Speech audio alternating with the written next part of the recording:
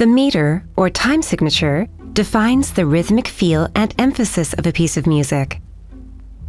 When listening to a piece of music, we should be able to tap along to the main pulse and identify which beats are most prominent and which seem to have less importance. We use bars, which are the spaces on the staff that are separated by vertical bar lines, to clearly display one cycle of a time signature.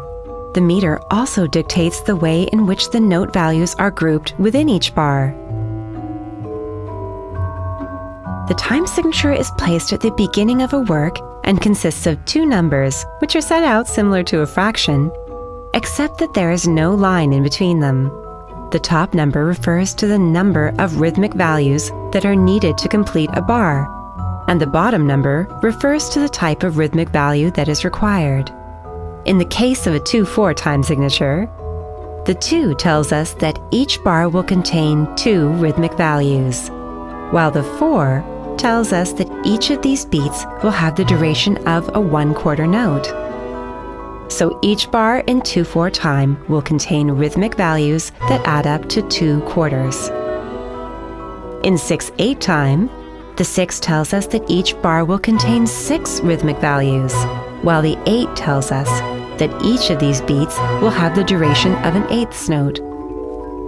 So each bar in 6/8 time will contain rhythmic values that add up to 6/8 notes. Imagine you're at the orchestra concert. If you feel the beat and the structure of the music, you will understand the music better, but you have to analyze it. Listen to these patterns, find the downbeat, tap it, and count in between these strong beats or downbeats. Whatever number of beats will be in between the strong beats, that will be your meter duple or triple time. Let's practice a few of them together. Dynamic is a movement of volume of music. It is how loud or soft the music is being played.